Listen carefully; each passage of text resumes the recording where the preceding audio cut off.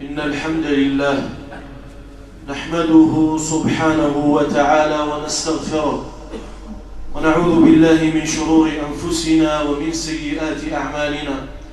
من يهد الله فلا مضل له ومن يضلل فلا هادي له، وأشهد أن لا إله إلا الله وحده لا شريك له، وأشهد أن سيدنا ونبينا محمدا عبده ورسوله. يا أيها الذين آمنوا اتقوا الله حق تقاته ولا تموتن إلا وأنتم مسلمون. يا أيها الناس اتقوا ربكم الذي خلقكم من نفس واحدة وخلق منها زوجها وبث منهما رجالا كثيرا ونساء، واتقوا الله الذي تساءلون به والأرحام إن الله كان عليكم رقيبا. يا أيها الذين آمنوا اتقوا الله وقولوا قولا سديدا يصلح لكم أعمالكم ويغفر لكم ذنوبكم، ومن يطع الله ورسوله فقد فاز فوزا عظيما. ألا وإن أصدق الكلام كلام الله عز وجل، وخير وأحسن الهدي هدي نبينا محمد صلى الله عليه وسلم، وشر الأمور محدثاتها وكل محدثة بدعة وكل بدعة ضلالة وكل ضلالة في النار. أما بعد، أيها المؤمنون عباد الله، أوصيكم ونفسي بتقوى الله عز وجل، فتقوى الله هي طريق النجاة والسلامة وسبيل الفوز والكرامة، ثم ننجي الذين اتقوا ونذر الظالمين فيها جثيا. أيها المؤمنون، إننا نتقلب في هذه الأيام في نعم الله زاخرة وخيرات عامرة. سماؤنا تمطر وشجرنا يثمر وأرضنا تخضر.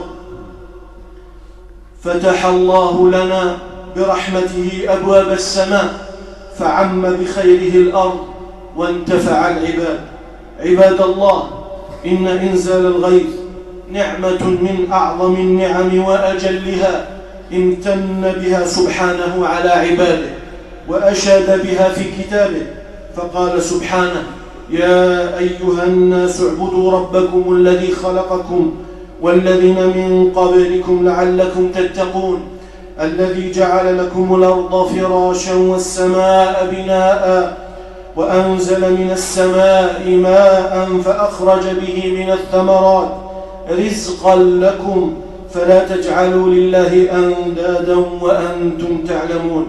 أيها المؤمنون، إنه مما يدل على عظم نعمة الغيث تلك الأوصاف التي ذكرها الله تعالى في كتابه، فأحيانا يصف الماء بالبركة، وأحيانا يصفه بالطهر، وأحيانا بأنه سبب الحياة، ونحو هذه الصفات التي لا تليق إلا بهذه النعمة العظيمة.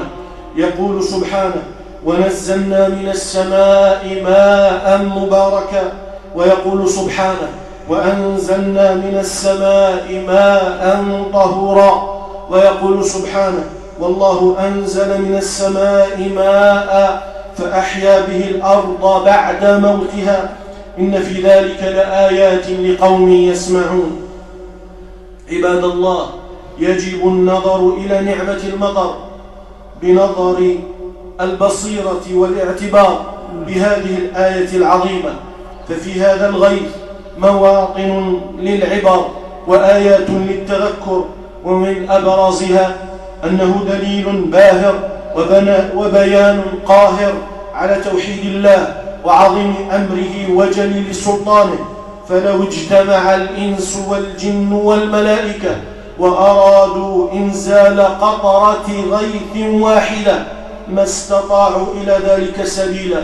وإذا أراد الله أمرا فإنما يقول له كن فيكون. ينشئ المولى سبحانه السحاب فتتراكم وتتجمع على أشكال مختلفة، ثم تأتي الرياح بأمره فتسوقها إلى بلد محدد دون بلد آخر، وإلى مكان محدد دون مكان آخر، فينزل المطر بقدر معلوم وفي أوقات معلومة بتقدير العزيز العليم.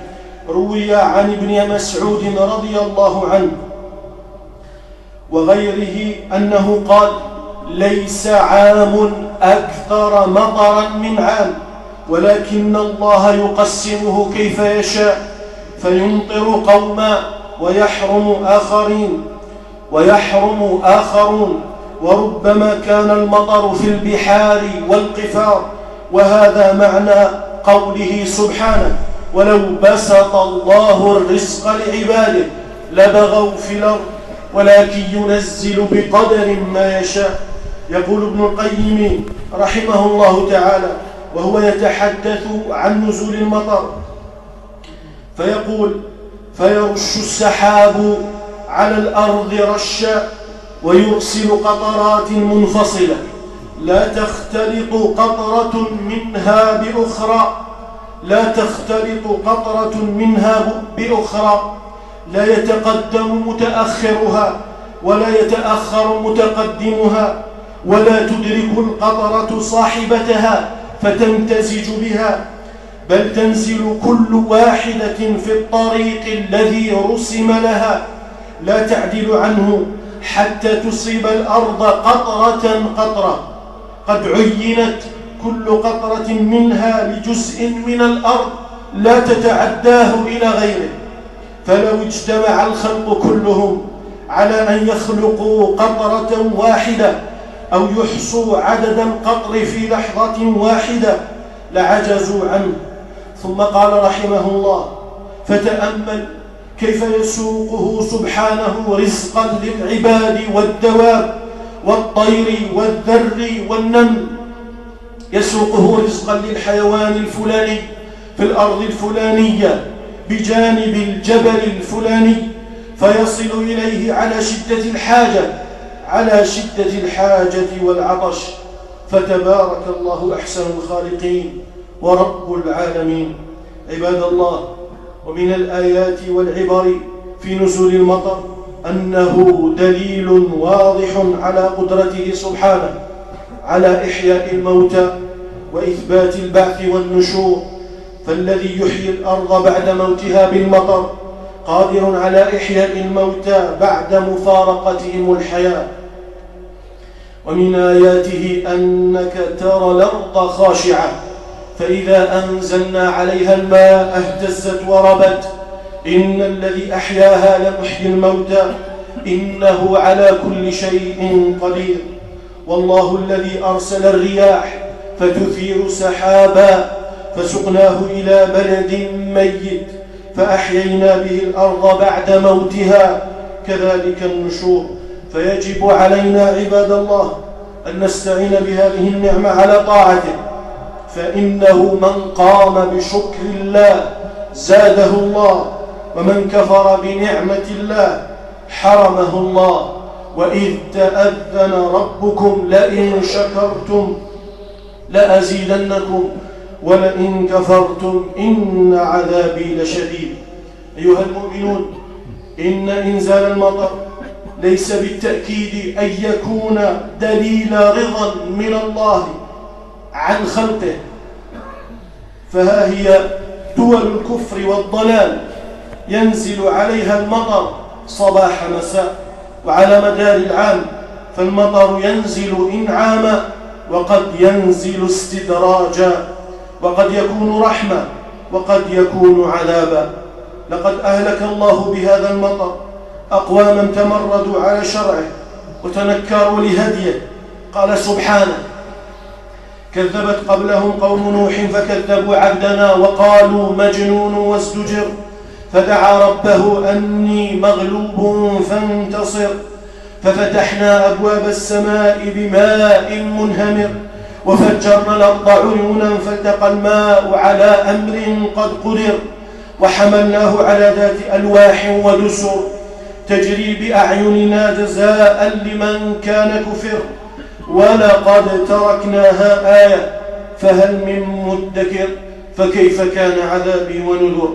عباد الله، وإن من مظاهر كفران نعمة إنزال المطر التشبه بأهل الجاهلية في نسبة إنزال المطر إلى غير الله من الكواكب والأنواء وغيرها من الأسباب. عن زيد بن خالد رضي الله عنه قال: صلى بنا رسول الله صلى الله عليه وسلم الصبح بالحديبية على أثر سماء كانت من الليل، أي قد أمطرت بالليل. فلما انصرف أقبل على الناس فقال: هل تدرون ما قال ربكم؟ قالوا: الله ورسوله أعلم.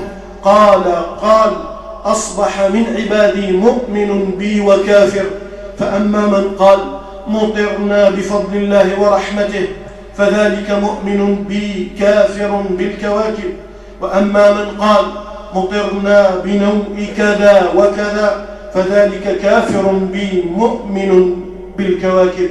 ألا فاتقوا الله عباد الله. يقول مجاهد رحمه الله: إن البهائم أي الحيوانات تلعن عصاة بني آدم إذا اشتدت السنة وأمسك المطر، أي إذا كان الجفاف، فتقول: هذا بشؤم معصية ابن آدم، اللهم اجعل ما أنزلته علينا عونا على طاعتك وبلاغا إلى حين.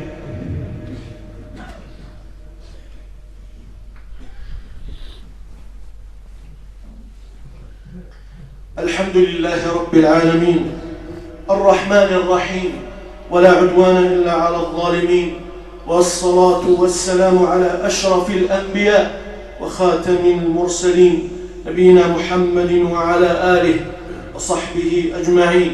أما بعد، فيا عباد الله، ثبت عن نبينا محمد صلى الله عليه وسلم سنن قولية وسنن فعلية كان يأتي بها عند نزول الأمطار. من ذلك أنه كان يقول إذا رأى الغيث: اللهم صيبا نافعا. وفي رواية لأبي داود: اللهم صيبا هنيئا. وثبت عنه أيضا أنه قال: مطرنا بفضل الله ورحمته. أما إذا نزل المطر وخشي منه الضرر فيدعى بقوله صلى الله عليه وسلم: اللهم حوالينا ولا علينا، اللهم حوالينا ولا علينا، اللهم على الآكام والضراب وبطون الأودية ومنابت الشجر. أما السنن الفعلية فمنها استغلال وقت نزول المطر بالدعاء، فهو من أوقات استجابة الدعاء.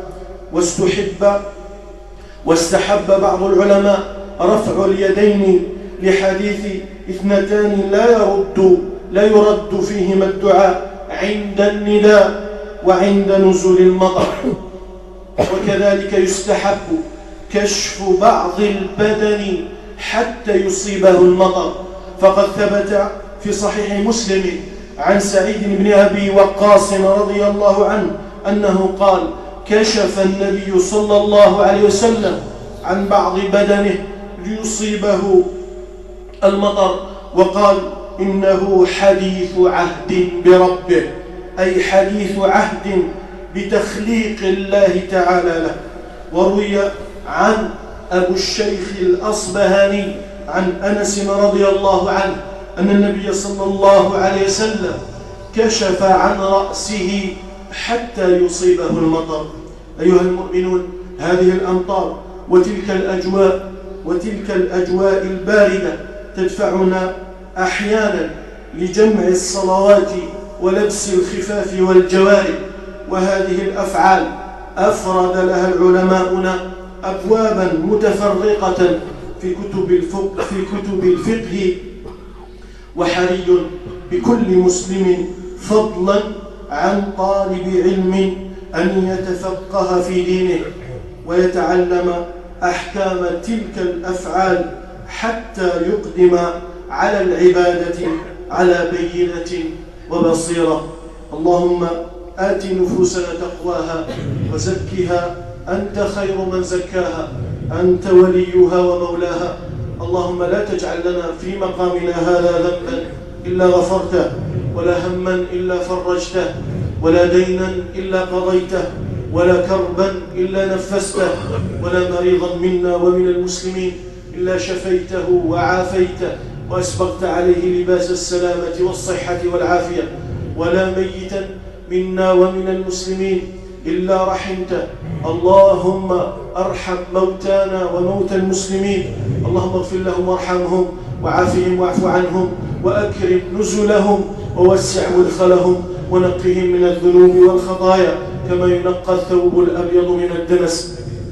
ولا أنسى فقد توفي في هذا الأسبوع شيخ من شيوخ مسجدنا، الشيوخ الكبار، وكانت عندي عادة أنه إذا مات شيخ من شيوخ المسجد إلا وأذكره وأثني عليه، لا إلا شحذا للأنفس في الطاعة والتقرب إلى الله بالتورع والزهد، فكانوا آيات في الأخلاق والطاعة والعبادة.